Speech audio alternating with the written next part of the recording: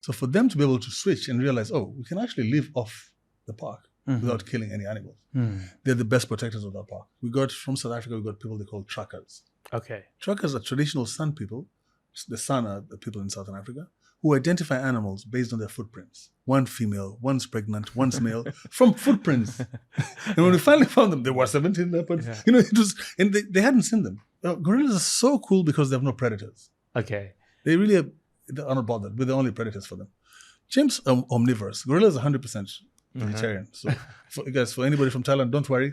Gorillas are vegetarians. Yeah. Is it 64%? No, 6 of their parliament is women. 64% of our parliament is women. And the success that we ride has been influenced immensely by women.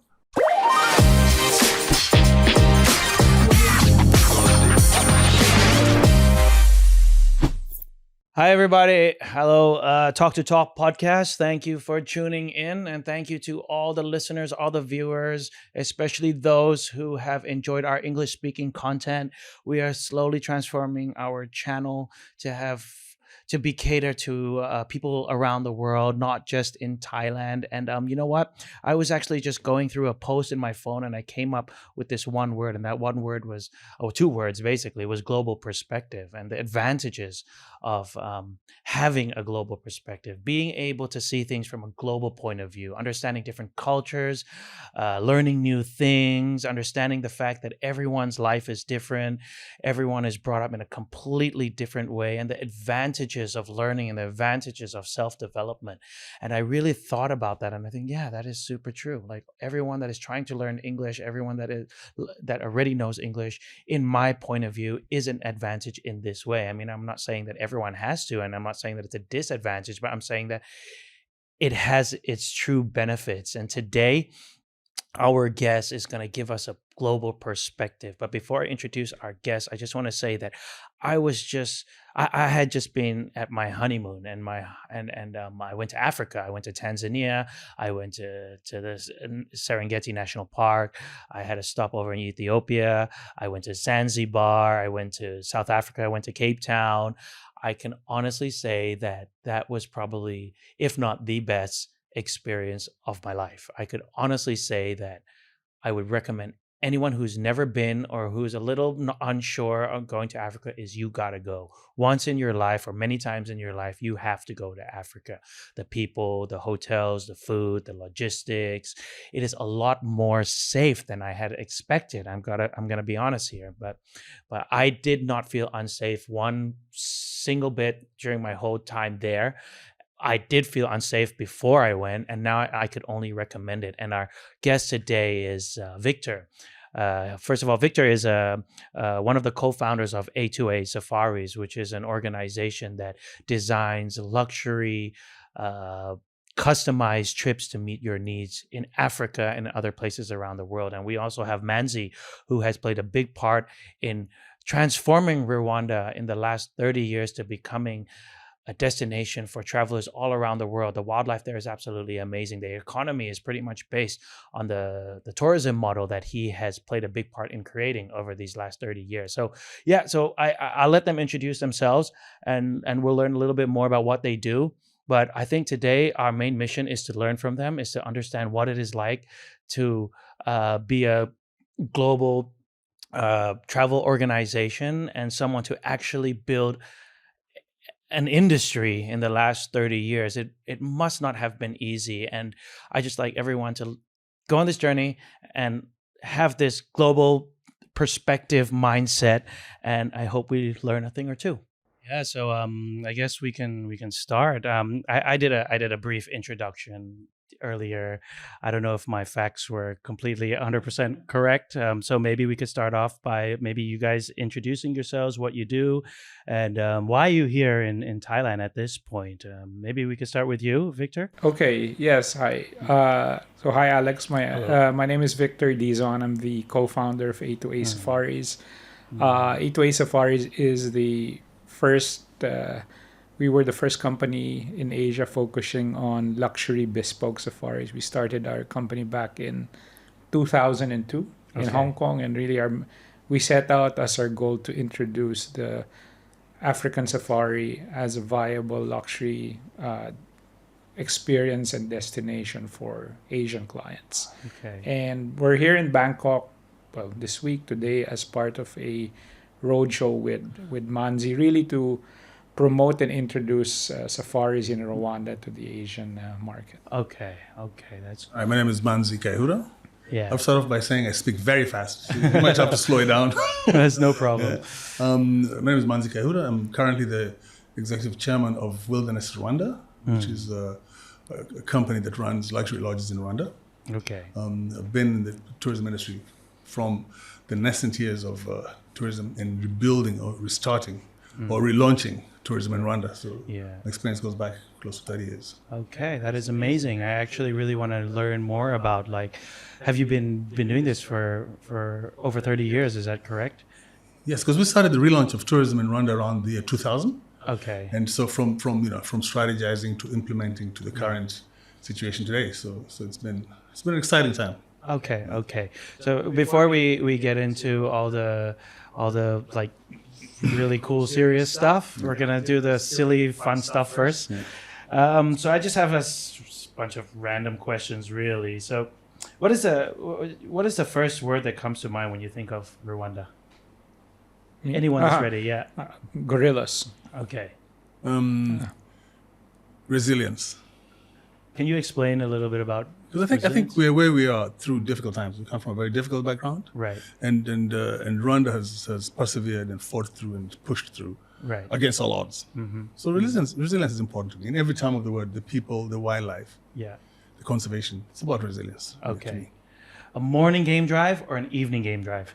Probably evening, because I'm not a morning person. Because you get woken up quite early. You in get safaris, woken right? up quite early, but actually it doesn't have to be the case all the Right. time. I mean, if you have your own group, which is Yeah. often the case, Yeah. you can just tell the guy, look, we like to sleep in a little bit. Instead Yeah. of starting 6, we can start at 7:30. So it's not like a military style where you must Right. start 0600 Right. spot on the dot. Right, but is it like Thailand where you're most likely to see most of the animals in the morning? You think?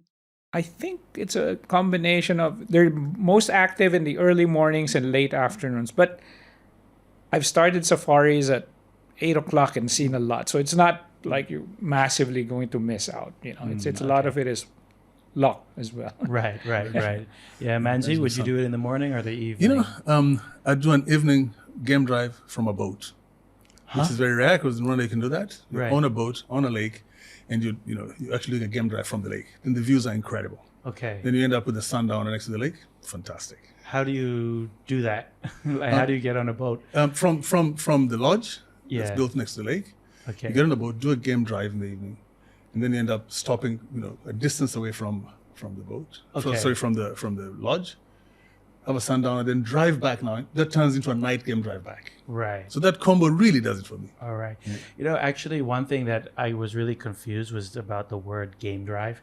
For anyone that's never been to Africa, I was reading like, what is game drive? Why is it called game Game drive? drive. Yeah, why is that? Like, why is activity of animals called game? I wonder. Well, I think, if you you look in the dictionary, one of the meanings of the word game is wild animals, Yeah. like a lot of wild animals. Right. But it's obviously way down there versus like playing checkers, chess, or cards as a Right, game.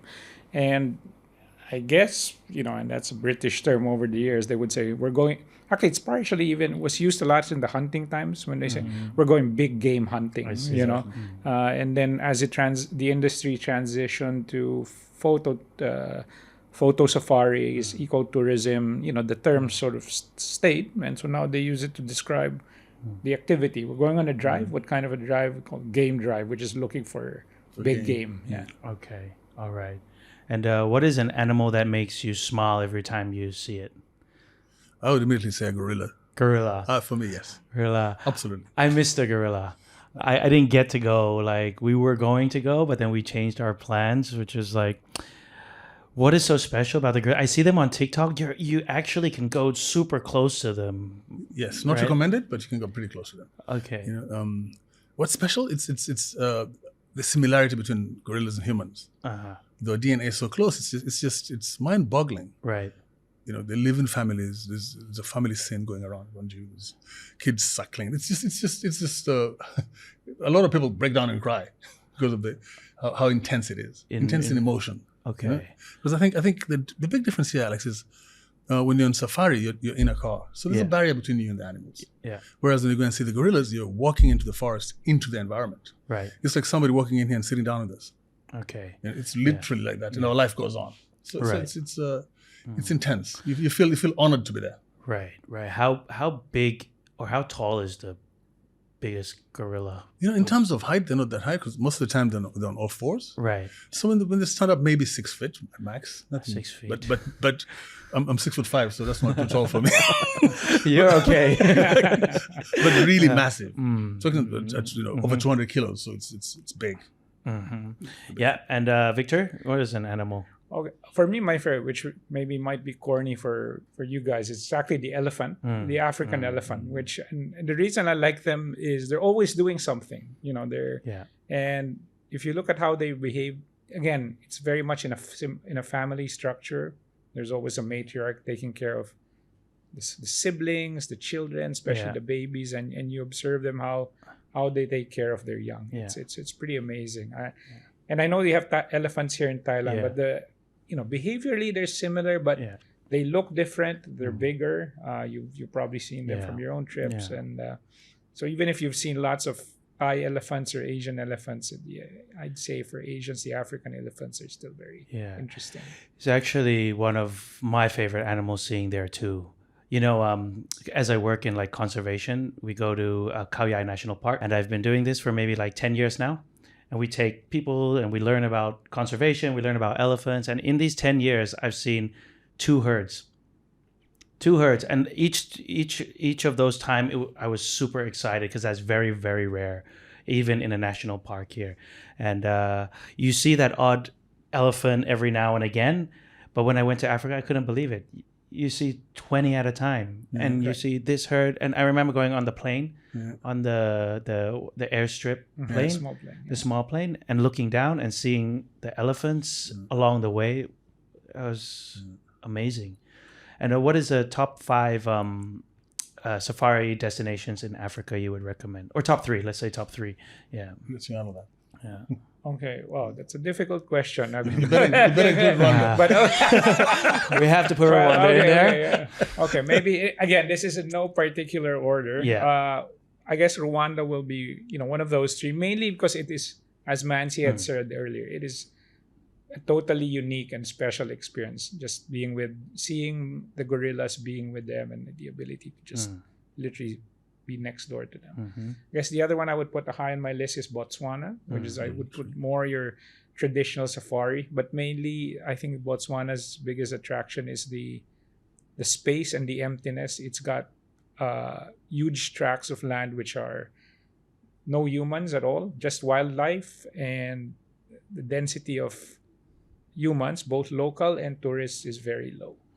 And then probably lastly, I'd put Kenya, because Kenya that's really the home of the safari. Right. Photo safari started there, and the variety of landscape and the types of safari experiences you can do in Kenya, I think, is probably the broadest in Africa. So I think those are, in my mind, my 3 favorite sort of safari destinations. Okay. That's amazing. And Manzi, yourself?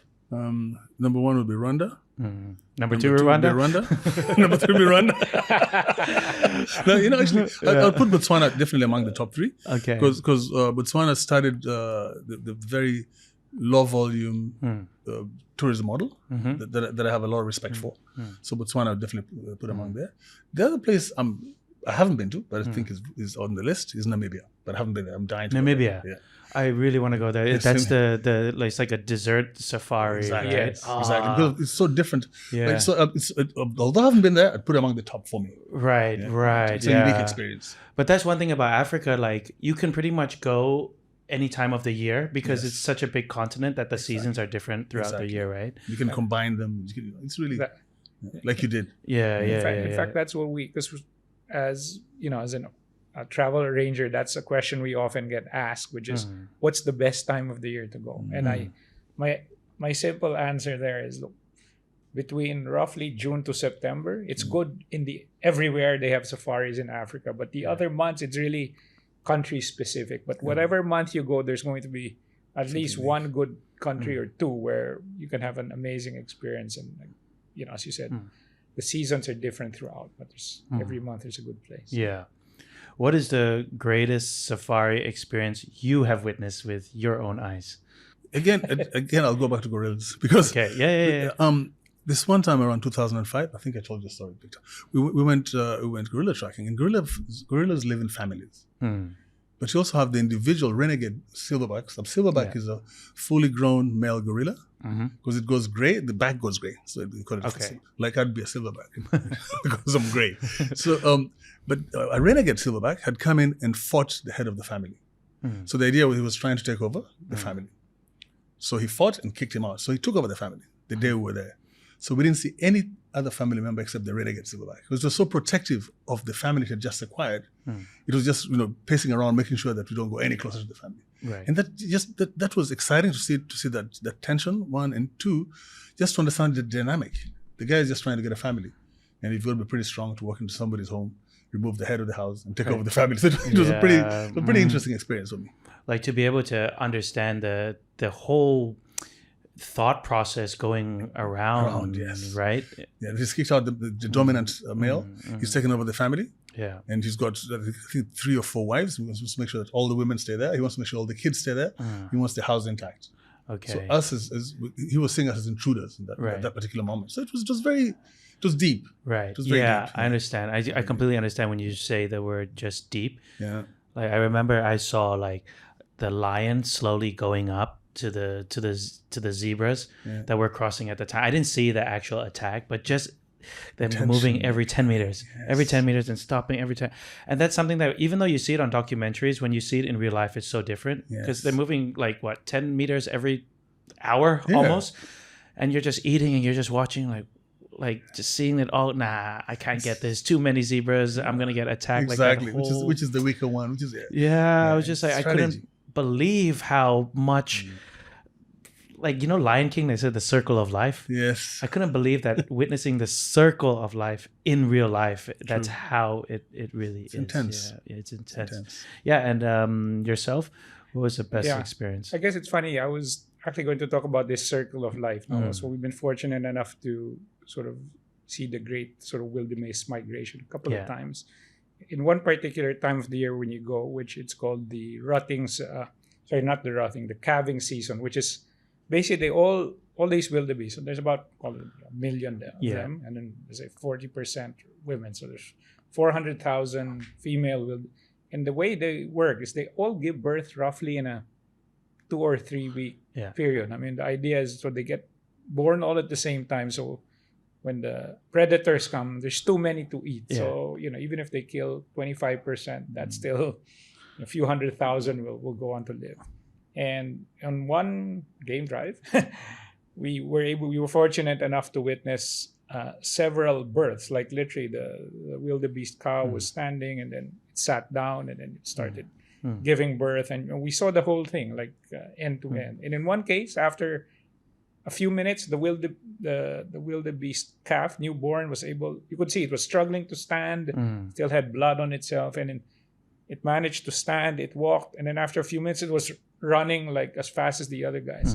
And we saw, and went on to live, hopefully to grow up to be an adult. We saw another one, but the second one, unfortunately, there were some cheetahs and hyenas there. So before it even got to start running, it got killed and eaten right there. And so, with that again goes back to that circle of life where some will live and survive and great, and so the species goes on, but the others, they need to die so that the predators can live. So that was pretty amazing. Yeah, and you witness all of that. All of that in one safari. Wow. What is something that people usually have a misconception about safaris for someone that hasn't been there? I would say, is it dangerous? It's the first thing people ask. Is it dangerous? Because being among wild animals, you'd expect it to be aggressive. Yeah. But there's no aggression there. They don't attack when they're hungry. They're not, unless you cross them. And, Right. Otherwise, it's not dangerous at all. Yeah. The proper guiding and the proper planning. So dangerous. Because I was pretty amazed with how comfortable the animals were with the vehicles. Yes. Like, it's like they don't see us, but the safari guide was saying like, but if you step out, Yes. their behavior, Exactly, like, so changes. as long as you stay in the rules, it's completely fine, pretty much, right? It is. Yeah, I'm sure like because you work in many different countries trying to bring people to Africa. What is the one thing that you have to convince them? Well, the other, aside from what Manzi had mentioned, the other common misconception is the whole sort of comfort level and where they'll be staying. You know, I get asked, "Oh, do they have bathrooms there?" Or you know, what's the food going to be like? And now you've been on safari yourself, so you know that the quality of the accommodations are as good as what you have here in the good places here in Thailand. The food is great. So that's one big misconception. The other one, which is interesting, is that I often get told, "Oh, I don't really like animals. That's not for me," which is, again, a huge misconception because a lot of times we have cases where the husband wants to go and the wife doesn't want to, because saying, "I don't like animals," and what. So the husband brings her kicking and screaming, "Okay, fine, I'll do this for you." Okay. And they come back and the wife was like, "You know what, Victor, I really enjoyed it." And I said, "Do you like animals now?" "No, I still don't, but it was more the experience." I think what I tell people is like, think about it. If you go to a place that's got great scenery like New Zealand, but I say you go to New Zealand, it's like beautiful sort of still life. Yeah. Here in Africa, the scenery is just as gorgeous, but it's like television, right? Because it's not still life. Things are moving. Sure. Things are happening, which are the animals. So even if you're not an animal lover, you just see it as part of what's going on. That's how life is. And I think then with that mindset, then people really, their eyes get open and you can enjoy it without having to be an animal lover. Yeah. So that's actually something that I was a little bit worried, to be honest, before going. Like, everybody, like, going to a new continent, so far away from home, what's it going to be like? But I didn't have any experience that, I mean, I would totally recommend it. It was the best experience I could possibly can say that it was amazing. But now going back to your story from a little bit of research, so you've been working in 30 years and you have played a key role in developing the tourism model in Rwanda over these 30 years. Like, what was it like back then, and what is it now? I've never been, so yeah. I think we have to go back to where Rwanda is coming from historically. Yeah, we're coming from a terrible period in 1994 of a genocide. So everything broke down. No infrastructure. Nothing in place. Yeah. No treasury. So now you have to rebuild from that. Okay. And what the government did around the year 2000 that I found quite fascinating is they subcontracted a consulting firm out of Boston, out of Harvard, owned by the famous Michael Porter. Okay. And Michael Fairbanks. And they came to work with government on strategizing on how to relaunch these sectors. So I was fortunate enough to be in what they call the Tourism Working Board, which was a combo of public and private sector to agree on a vision, to agree on how to approach it. Do we even have a product? Okay. What do you have? Right. So now being able to start from that level and strategize, get a common vision and start the implementation, that was really starting from sub-zero. Okay. You've got to imagine, Alex, at the time we had our core product was 48 people a day for tourism. 48. Okay. So how do you build from that? Right. So seeing that and staying loyal to a strategy you agreed on is what I found fascinating. Right. And I'm honored to have been through that level. Yeah. So going there, I understood, like, correct me if I'm wrong, that like now the safaris are like such a big driving force to the current economy in the countries right now. But at the time, did you think that 30 years later or 25 years later it would reach to this point where it's pretty much the treasure of the world? You know what it is? I personally believed in it, but a lot of people did not believe in it. Okay. But through this working group, you sit there and say, okay, guys, what do you have? Right. What can we do? We had case studies. We had Kenya and Mauritius. They had about the same tourism revenues at the time. But Mauritius had 10% of the volume of tourists Kenya had. Okay. So the average person in Mauritius was spending 10 times as much. Kenya was doing huge volumes. Okay. And it was clear for us that we could never manage mass tourism because our product is ecologically sensitive. It's small. How do you take care of that? So the tagline from the working group, from the strategy we worked on, became low volumes, high yields. Right. Because we have low volumes, we've got to manage it. So you can't have low volumes and be cheap. Yeah. Because then to increase revenues, you have to increase numbers. Right. And it's very sensitive. You don't have the volume. Yeah. You're killing the products with mass tourism. Yeah. So the low volume, high yield strategy has made a lot of sense. It has, Right. and Rwanda stayed loyal to it. Rwanda stayed dear to it, and it's paying back now. Yeah, that's really interesting because anyone else I would say would have chosen the higher volume approach, and that is probably a problem that we're going through in many different countries, right? Like over tourism, mass tourism. I mean, was it difficult to stick by your ground and hey, we're gonna go this way, we're gonna go the luxury route rather than the super mass tourism along the way? I think it still is because the demand for such a product is very high. But I think here we're talking about leisure tourism. Yeah. We also have the MICE, incentives, conferences, exhibitions as a target market. That can do mass because that's mainly urban. Yeah. So there you can maximize on that. But on the leisure, eco-friendly, eco-sensitive side, doing mass. I don't know what kind of product can survive mass tourism. Right. Because then the effect on your product, on the environment is huge. And, there's a few examples in the world. I don't know whether you'd like to edit this or not, but I always compare Bhutan and Nepal. And Bhutan by going low volumes and very high yields, and Nepal going for mass tourism. You can see the effect immediately. And you can see what's sustainable and what's not. I think we spoke about that, Victor. Yes. You really can see the effect. So one has to look at it and be realistic about what is sustainable and what is not. Okay. So sustainable tourism is a key factor, a key word for this model to rebuild Rwanda at the time. So now asking you, Victor, what do you think, or like Bansi, please join in at any time. Like, what is the components of sustainable tourism or ecotourism that is important in today's tourism?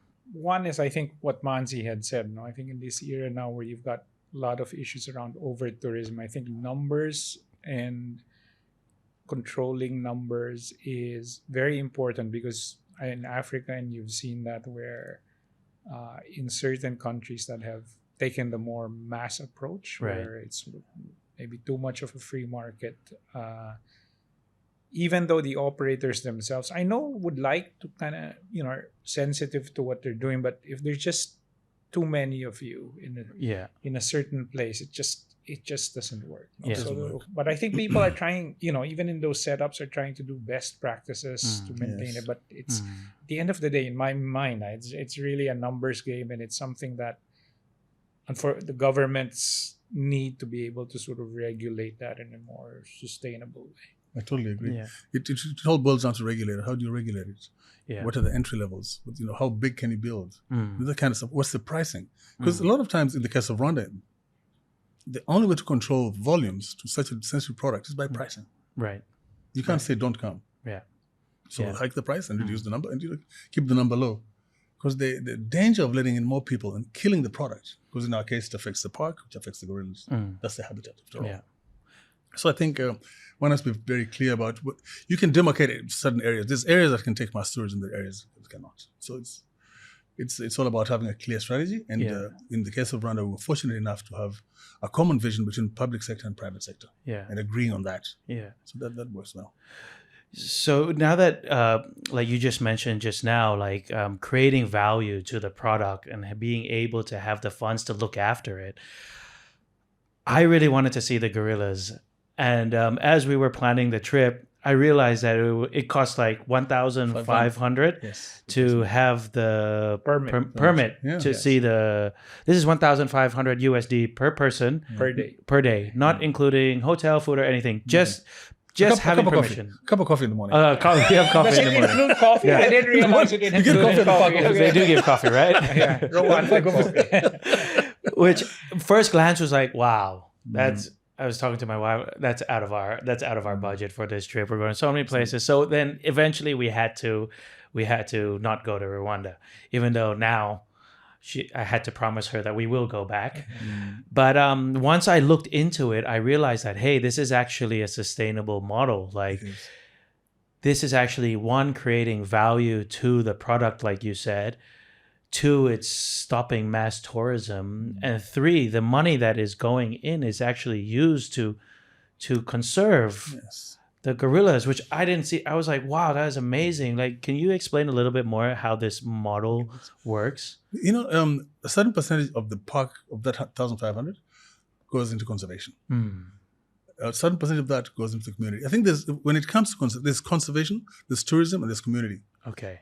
It has to be win-win for all three. All right. Really. Because if you don't take care of the community around the parks, they'll not respect the park. Yeah. In a small country like ours where you know, we're densely populated, it's a fertile area. You've got to find a balance to make sure that the communities benefit from tourism. Right. Because again, the biggest, the gorillas have no predators. We're the only threat as human beings. So that part's got to be taken care of. Okay. And then you've got to pump the money back into conservation. Yeah. So I think it's vital to be able to generate enough income to pump back into all that. So they share it out. Because you can't tell me that conservation will live off handouts. For if you wait for handouts from volunteers, it's not sustainable. Right. So generating the income to be able to plow it back is important. Yeah. And it's a model that makes sense. Makes a lot of sense. That is amazing. Yeah. But I just wanted to add to what Mansi said. I guess for that model of theirs, the other thing to remember is that there's a finite amount of gorilla permits. So it's 115 or 112? 112 per day. Max. And so 112 what? Sorry? 112 permits per day. That's it. Allowed. So capacity control. It's right? capacity constrained, right? Okay, and what Mansi didn't mention was actually those, when you guys started, was $200? It was $150. Yeah, $150. $150. But think about it as a business. If you want to sustain, most businesses will say, let's produce more. Yeah. But Exactly. as they said, you couldn't produce more because there's only so many gorillas and who can see so many people and yet keep them, in a sustainable way. So the only way to really grow, quote unquote, grow or to sustain that business is to raise the price. And so that's what Rwanda's done. They've raised the price over the years, but the number of permits has never, that's just barely changed. Barely it's changed. always been 100 and something I think per it's day. started It was 96. We just got 96, 12 right. more. Because they limited to, it's 8 persons to visit one gorilla family for 1 hour, and that's it. So you spend only an hour with them Yeah. today. Okay. And in 2017, our government pumped up the price from $750 to $1,500, doubled it overnight. And the market went crazy. So it will never work. This is crazy. Who do you think you are? Next door, it's $750. We're like, okay, guys, that's the strategy. Yeah. The interesting thing is the year after that, we had higher revenues from less tourists. Good for everybody. Secondly, the appropriate investments started coming in. Right. The appropriate lodges, high-end lodges, high-quality lodges. Yeah. All the standards went up. Yeah. Because it was now an exclusive product and certain brands could invest. Right. I mean, all the big safari brands invested. Yeah. And they're still fighting for space now. Right. Because they're seeing it as a niche. That's where they want to belong. It's prestigious to be there. Yeah. So in the end, we're getting more out of less tourists. Right. So it makes a lot of sense. It does. It really does. And as a, like I've had, like you yourself, you do business. Like you'd be surprised. Like when you hire a price, you attract a whole new sector of people. Correct. Is that correct? It's absolutely. It's there's people will pay for exclusivity. Yeah. Here's an example. You can also come trekking in Rwanda, where normally they put you in groups of 8, and they brief you together, and you go together. You can come and say, me and my family, we just the 4 of us, want to go alone, and you pay premium to go alone. Right. To be guided alone. So it's about choosing what works for you. But throughout these 30 years, what were the stage? What was the difficult part? I mean, now when you go back, you have the amazing luxury tents. By the way, the mobile tents is the most genius thing I've ever seen in my life. I'm thinking in my mind, I want someone to do it here. Like, I went to the I forget the name of the place, but it was a safari tents that moved around with the migrating animals. The mobile camps. The mobile camps. Yes. Mm-hmm. And I was just talking to them and understanding, like, you guys disassemble this in 3 days, and then you move and put it into 10 big trucks, and you go according where the animals are, and you put it all back together in a week, and you move around and then when you want to take a shower, you have to walkie-talkie. Exactly. And then he brings it. I'm like, with a bucket. and after that, I went to a luxury hotel. I should have mentioned the name of the hotel, but I went to a luxury hotel, and I missed the Being close nature, to the, real experience kind of Right. thing. Okay. And one thing you mentioned earlier that it has to go back to the community. Yes. How has the community benefit? Because my experience there, everyone seemed like they wanted to be part of the tourism industry from my understanding at the time, from what I was hearing.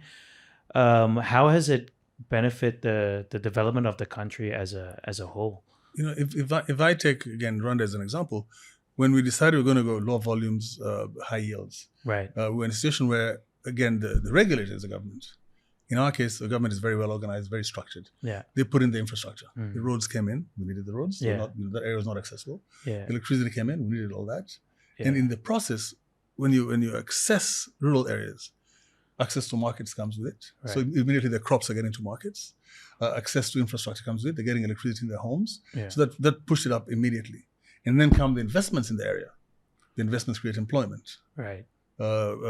Coming tourists need consumption. So the crops come from the area. Yeah. And then when the revenue starts coming in from the park, it's also pumped back into hospitals, into schools. And that's where the regulator comes in. Being the government, they really have to regulate that income, make sure it's going to the right places. So in our case, we've seen it change literally overnight. It's just to tell a funny story, even the birth rate dropped because that area had it's the most fertile part of Rwanda. There's no mosquitoes, and malaria is historically the killer of infants, and they had no electricity. So everything would go dark at 6 p.m. Right. Now the coming of electricity is men are spending more time in bars, birth rate has dropped. So it's not a bad thing. So the community changes in many different ways. Okay. If I can just add to that for the other parts of Africa, you mentioned community. Yeah. That's in the terms of how the safari industry has worked.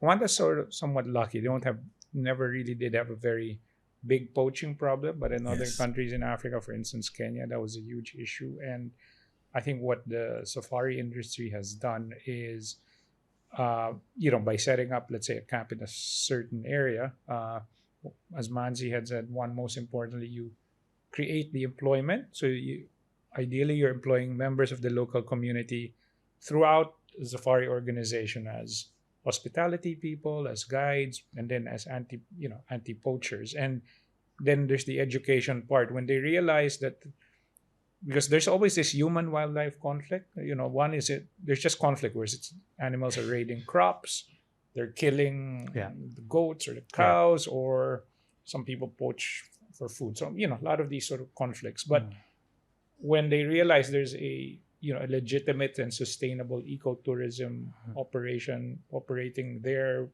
in your area, your neighborhood, your village, you then realize that this wildlife, this game actually has value, because that's really what's attracting these high-end tourists here, paying a lot of money. And that, as Mansi said, the most important thing is a portion of what's being paid as revenue to these companies filters down to the community through employment, through education, opportunities, etc. And by doing that, you've then influenced that community to be stewards as well, to be partners with the ecotourism companies to conserve the wildlife and the environment. Yeah. In fact, there's something about poachers, a very interesting story in Rwanda. Around the gorillas, we used to have poachers, but not for gorillas. We used to poach for small antelope and small deer for bushmeat. Now, these poachers were sensitized over time, and they became porters. Now, the way it works is when you go tracking, you can choose to have a porter help you carry your backpack, carry your water, and hike with you, or just hold your hand to pull you. Right. And you tip them equivalent of about $10 a day to tip them. So these guys who used to be poachers know the forest so well that they're the right people to actually walk you through the forest. Right. To guide, to kind of show you the way. So now they're getting an honest income from tourism using the knowledge of the park. So for them to be able to switch and realize, we can actually live off the park without killing any animals. They're the best protectors of that park because they realize the value of that park. And they're the people living there. They literally live in that area. So it really makes a difference when you give alternative income to communities. Yeah. It's got to be a win-win for everybody. For sure. Like especially having that extra incentive, they become protectors. They're protectors. That is Actually, they call themselves the gorilla guardians. Okay. Yeah.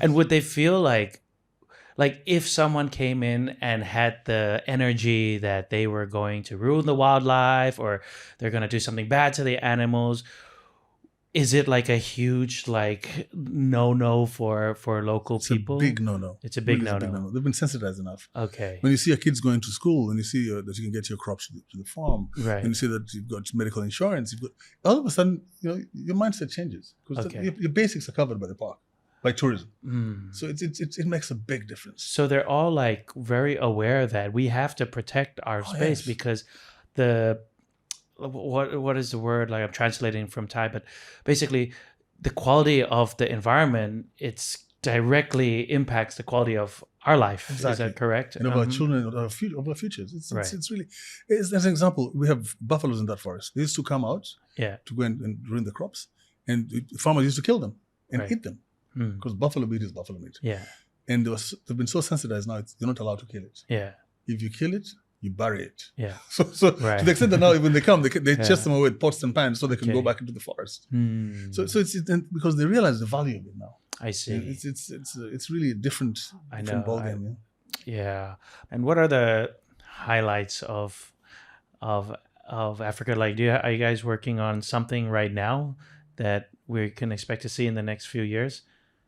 Any cool tent projects? Any cool models that you'd like to share at this point? Maybe you want to talk about this one? Yes. Yeah. In Rwanda, we've got 3 demarcated parks. One is where the gorillas are in the north. We've got one in the south called Nyungwe that's got 13 different kinds of primates. Mm-hmm. Then we've got the safari park or savannah park with the big 5 in the east. Yeah. Now in 2018, we had a small forest that had been really, because of human activity, had come down to about 6 square kilometers. Okay. So we as a company, Wilderness Rwanda, were given the mandate to manage that park. Yeah. And create a product out of it. Right. So for the last few years, we've been habituating chimps. Yeah. There's plenty of chimps in there, and golden monkeys, smaller monkeys. And in this that's going to be a very exciting forest. It's a montane forest. It's steep. It's beautiful. And now we're creating the product inside the forest first before you invest in it. Yeah. So by 2027, should be operational with a new lodge in there. Okay. And an opportunity to actually go and hike chimpanzees. Chimpanzees are fun. Okay. Yeah, really, they're really beautiful animals. How many years? They're mean, but how many years? Are they mean? Chimpanzees? I keep saying that there's a misconception that chimps are cute and gorillas are mean because of King Kong and something of the apes. Gorillas are so cool because they have no predators. Okay. They really are not bothered. We're the only predators for them. Chimps are omnivorous. Gorillas are 100% vegetarian. So for anybody from Thailand, don't worry. Gorillas are vegetarians. Yeah. But chimps are omnivorous. Uh-huh. So they even eat smaller monkeys. Uh-huh. And they tend to be more violent. I mean, they're very exciting to watch. Yeah. So that's going to be a very good complementary product, so close to gorillas. Okay. So that's exciting for us. Okay. So now we have the gorillas, and then now the chimpanzees are going to be like close by, like a then highlight. The big 5. So it's a pretty cool circuit. Okay. You can do a mountain experience versus savannah experience in a relatively small area with good infrastructure. Okay. Makes sense. So, but you still do have the game drives to look at the other animals as well. Yes, It's just that the east. gorillas are. Yes. You have the Ellen DeGeneres compass. Yes. the museum. Yeah. There and all that. Yeah, she created a compass there and invested quite a bit of money. And that's a place where kids visit to learn about chimps. Right. And that compass is really, you walk through and you come to appreciate what was done there. Right. It's added value to the experience. It's educational. Mm-hmm. It's like a whole campus. So you can go and spend months there learning about conservation. So she did it together with the Dan Fossey Gorilla Fund. Okay. So that combo worked very well. All right. And for A2A? A2A, I guess. So wait, before we go there, sorry. Oh, How many countries is A2A in? You have well, we're in Africa. We're in 15. We do safaris in 15 countries in Africa. We do, and then in addition, we do the whole of the Latin American continent, including Antarctica. So to the iconic destinations there like Galapagos, Amazon, Patagonia, Pantanal, and the like. And then we're doing now, last year we expanded into we call Wild Asia, which is spearheaded by India with their tiger safaris and India. You said? Yes, so okay. we're doing safaris in India now. Oh, no way! And in Bhutan as well. And, so that's we're trying to look for these. I guess we started out as an African specialist company, and I guess as we grew and expand, we are looking for sort of these wild, unique places in the world that have that sort of same ethos as an African safari and provide sort of a similar experience for clients. And what are you working on at this exact time, like in Rwanda? What is the main focus at this point for yourself? For as a company? Yeah. It's to create we're not a one lodge operator, we're a circuit operator. Okay. To create a circuit. We offer more than one product within one country. Because I think it's an investment that you have to measure your returns on length of stay. So you do want to keep your tourists longer in your country. Right. To maximize on the effect to the economy. I see. Not only to your company, but to the economy. So by the end of 2027, we'll have a footprint of 6 lodges. That will be quite How many? 6. 6 lodges. Yeah, okay. So it will be quite a circuit in that area. Okay. That will help us grow from there, you know. And the thing is, when you're doing small exclusive lodges, you can't increase number of rooms. Right. As an example, we opened the first lodge called Bisate, and then the demand was very high at 6 rooms. Then we opened Bisate Reserve. It's a separate lodge in the same area, and it's 4 rooms and more exclusive. So it's you're creating small investment that leave a light footprint, but offer a diverse experience. So you say in these 6 lodges, what are the difference? I'm just curious of the 6 experiences. Like what, you have a tent lodge, or like what are the difference? Yeah. You know, the tented camps work in the normal safari environment. That's not high altitude. Okay. Because then you can use a tent. If you use a tent on high altitude, the humidity and the moisture kills the tent. The canvas. The canvas. Yeah. Okay. Yeah. Canvas. So it's more like permanent structures and more like thatch. Yeah. That makes it more sustainable in this area. That's really the big difference. In terms of what the experience, 3 are just below the gorillas. Right. 2 are in the park with the savannah experience, meaning the big 5. Then 1 is going to be in the small forest I was telling you about. So we'll have 6 in total. Okay. And that allows us to offer Victor and A2A a more extensive product. Right.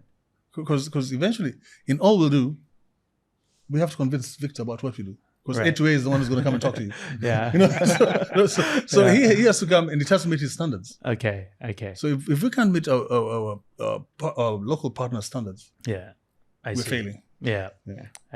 So you have to be very strict when you go to operate, right? Yeah, we try to be, but because I think we approach it truly also with the mindset of a client, the client's lens. What would the client expect? What would they want? And I think that's stood us in good stead over the last sort of 20 plus years. And the other thing I think Mansi didn't mention as well was talking about Rwanda is Kigali, the capital city, where you have to fly in and out of there. But even as a city destination, it's quite interesting to stay there for a couple of nights. I call Kigali the Singapore of Africa. It's the cleanest city. It's extremely clean. The road system is fantastic. Right. No potholes, really smooth. And it's vibrant. You know, there's good shopping, great dining. So it's a great place to stay for few nights at either before or end of the trip. Right. That's sort of part and parcel of the entire trip. Okay. Actually, something that you actually also skipped that's important. We mentioned about women empowerment and girl-child education. You know, Rwanda has the highest percentage of women in parliament in the world.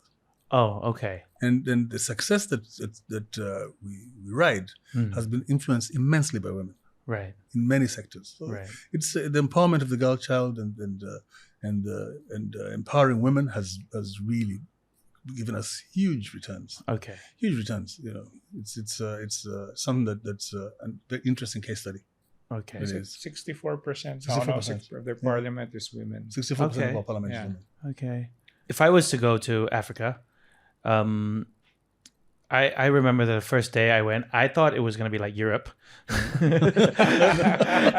in the sense that I can just, you know, when I go to Europe, it's like very easy. You can just hotels.com, bookings.com and luckily I was on the phone with Monica literally the day before I was going to book everything. And she's like, no, wait. Let us help you. Let us organize a trip. You can have flight delays and stuff like that. Like the landscape is completely like you're very far away.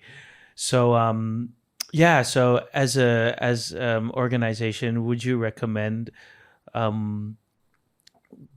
going with a designed itinerary, especially that you've never been, or could someone do it if they just went on their own and freestyled it? Yeah. Well, okay. I guess the simple answer is as you had said, yes, you could do it on your own. But the point there is most people who go to Africa, at least from Asia, it's going to be their first time. And as you correctly pointed out, it's not at all like where you've been. It's not like going to Japan or to New York or to Paris or what. It's totally different. And the logistics can be challenging, and we have a saying, TIA, this is Africa, things happen, there are delays. And I guess so when you're in that environment, our role there is to make your trip as seamless as possible. And if there are any bumps along the way, it's our job to take care of the bumps, because what we want our clients to do is just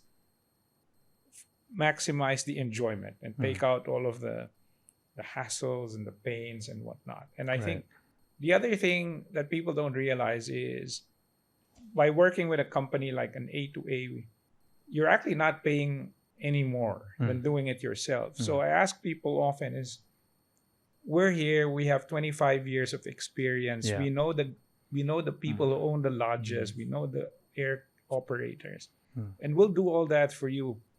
And why would you then try to do it yourself for no gain? It's not, again, for the same price. Like why would you do that? And I understand. So it's a matter of trust. I'm sitting in Rwanda and I've got a product to offer.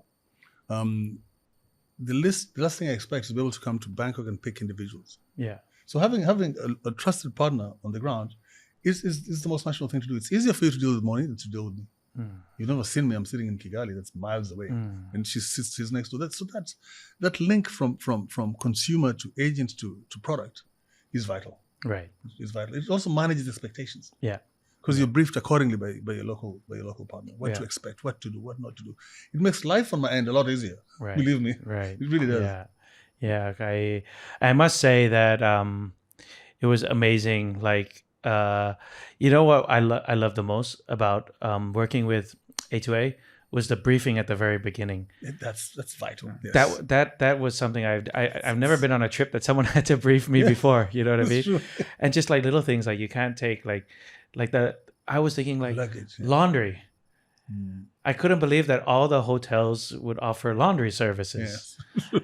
You're going for 2 weeks. You cannot bring a big bag because it don't fit in the plane. Exactly. Maximum 15 kilos or something. Yeah, for the guys, we're okay, but for the girls, it's a bit like girls is a problem. It's like you gotta take one shoe, baby. You gotta only choose the shoe you want, And then I realized that that's why, and then just little things that but it was an hour and a half long, and it was actually shout out to Michelle from A2A, and so she did an amazing job. She told us everything from day one, day two, what to wear. She spoiled us. When you're in Africa, you can tell who's maybe done it themselves because they come with like a Rimowa bag and they're wearing like basketball shoes and and then for us on the ground it becomes hell to manage. Right. They come and say, you didn't tell me to wear the right shoes, but you didn't ask us because there's somebody else in between. So they're helping at the beginning to make sure this. And we work closely with them to make sure everything's as needed, to things as small as this client wants to have rice with every meal or whatever. We need some, and the meals too. The way that you manage the meals is amazing. They took allergies so seriously. Oh yes. Every meal they were asking me. Like, I just told them that I'm like lactose intolerant. They must have come up to me like 10 times in that day to ask like, is this okay? I'm like, no, I'm okay.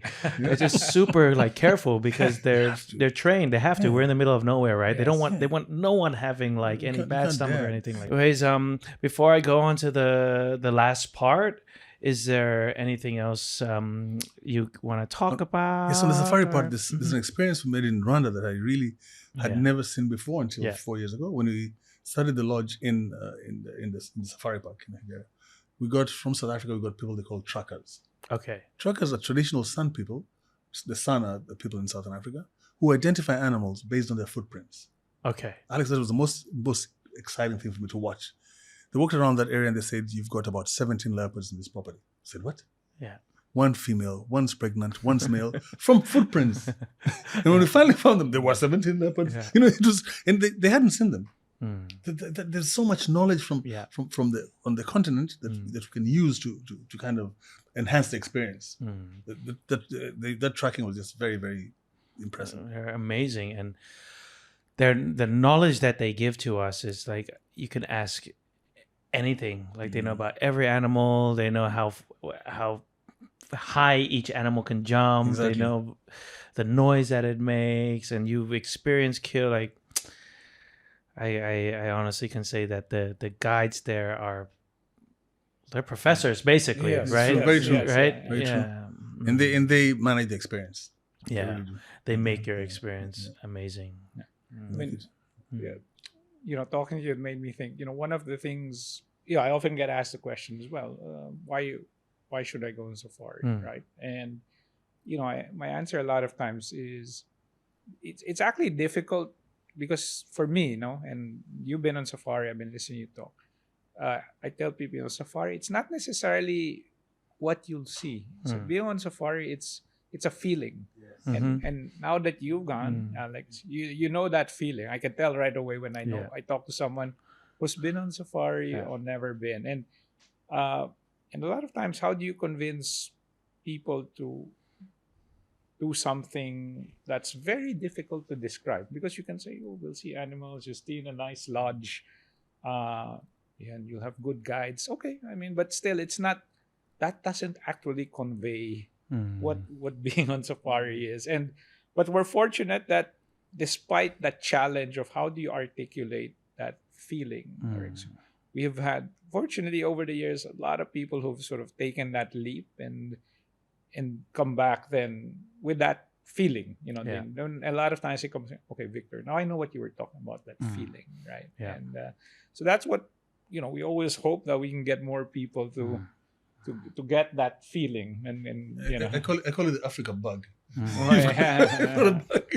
Very addicting. Very addicting. I'm trying everything to go back right now. All the excuses in the world right now, to be honest. And there's no cure, unfortunately, unless you have to go back. Exactly. It is amazing, though, I must say, because you know when you go to Europe, like suppose Europe, right? Like every country has a kind of every country is different, obviously, but there are things that are quite similar in everywhere you go, or in Asia, or even in Thailand. Like in Thailand, if you go underwater, because of the environment is.